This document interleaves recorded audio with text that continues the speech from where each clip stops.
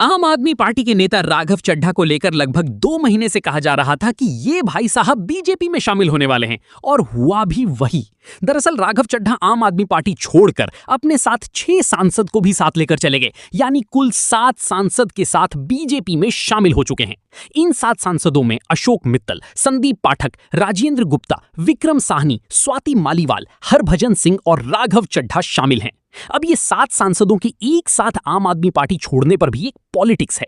दरअसल दल बदल कानून कहता है कि अगर कोई सांसद एक दल से दूसरे दल में शामिल होता है तो उसे अपने पद से इस्तीफा देना होता है, लेकिन 10 राज्यसभा सांसद में से 2/3 सांसद लेकर जाते हैं, यानी कि 7 सांसद लेकर जाते हैं, तो आपको इस्तीफा नहीं देना पड़ता और आप अपनी पोस्ट पर काम कर सकते हैं दूसरी पार्टी के साथ।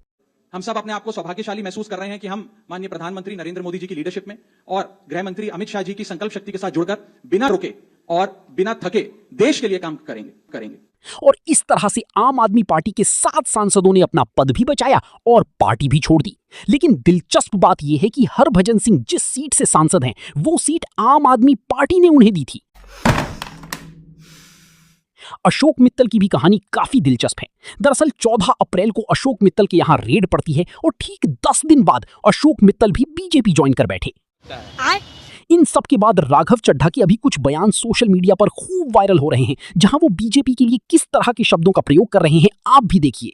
बीजेपी एक गुंडों की पार्टी है, अनपढ़ गुंडों की पार्टी है। वो सिर्फ गुंडागर्दी करते हैं और पेट्रोनेज देते हैं गुंडों को। भारतीय जनता पार्टी एक ऐसी वॉशिंग मशीन है जो बिना डिटर्जेंट पाउडर के ही दमदार सफाई देती है। एक तरफ से कथाकथित भ्रष्टाचारी डालो और दूसरी तरफ से क्लीन चिट निकलती है। ये बीजेपी आज एक वॉशिंग मशीन बन गई है।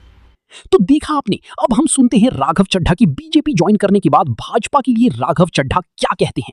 भारतीय जनता पार्टी की केंद्र की सरकार माननीय प्रधानमंत्री नरेंद्र मोदी जी के नेतृत्व में जो सरकार चल रही है, उसने कई मजबूत ऐसे फैसले लिए जो आज से पहले नेता फैसले लेने से शायद डरते थे। चाहे वो आतंकवाद की जड़ें उखाड़कर फेंकना हो या भारत को विश्व की टॉप इकोनॉमीज में लाना हो।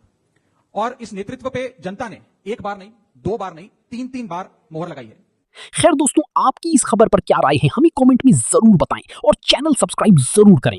जाते जाते सिर्फ इतना कहूंगा, जितनी पेड़ लगा सकते हो लगा डालो, जितनी बचा सकते हो बचा लो, क्योंकि इस बार जो गर्मी पड़ने वाली है वो बर्दाश्त करने लायक नहीं होगी। धन्यवाद। पिछले 1 साल से जो इन्वेस्टिगेशन 1000 से ज्यादा ईडी और सीबीआई के अफसर कर रहे हैं, उन्हें लगातार बोला जा रहा है, टॉप से बोला जा रहा है, पीएमओ से बोला जा रहा है कि अरविंद केजरीवाल को और आम आदमी पार्टी को खत्म करो, इन्हें जेल में डालो, इनकी राजनीति, इनकी पार्टी सब कुछ बंद कर दो।